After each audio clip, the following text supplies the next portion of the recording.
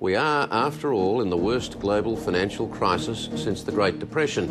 Fears are growing that we could be heading towards another global economic crisis. But increasingly, Australia's is a twin-track economy. This time round, the part of society that's carrying the debt is the household sector.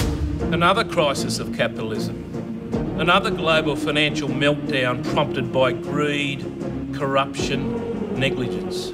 The Howard government's industrial legislation, it was good for wages, it was good for jobs, and it was good for workers. Under his new legislation, crafted by some of the cleverest veterans of past anti-union battles, there'll be no more need for avoidance schemes. Employers have been waiting for these changes since 1975. And what's the solution this time? More employer militancy. And what happens? They declare a war on workers. I think we are going to have more job losses. The dark cloud's on the horizon. If we don't cop it sweet, labour will be imported, paid a pittance. Then we'll have to toe the line, won't we? Sydney's ferry services appear to be on a clear course to privatisation. 600 jobs are potentially at stake. But who gets the blame? Workers and unions. Always have been, always will be. Harsh and unfounded accusations from the daily newspapers are common. We know who messed up. Corporations, banks, politicians, self-managing, self-governing, self-serving club of elitism, in it for themselves. How do you expect us to go and get a job ashore? I mean, this is all we know.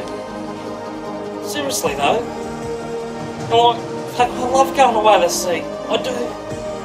I do. We had to fight, so we fought the best we could. They've always tried to take us out, and they're at it again. And again we stand together, united. We're the survivors, we're the fighters.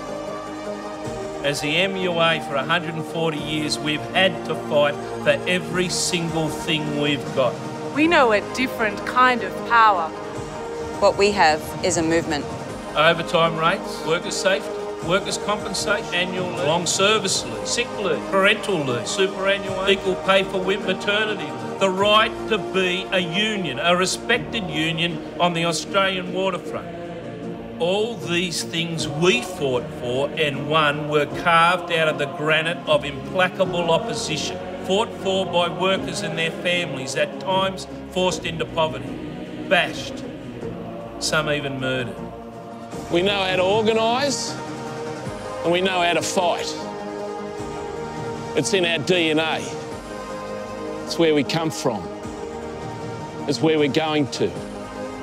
It's why we're here today. And we just don't fight, we fight from the front. We're the women and men of the MUA. And we're here to stay. We're fighting some of the most powerful elites in the world. And they're taking back the things that we've won honestly, fairly, legally. Are we going to let them? No way. We're the mighty MUA. We organise, we unite, we fight.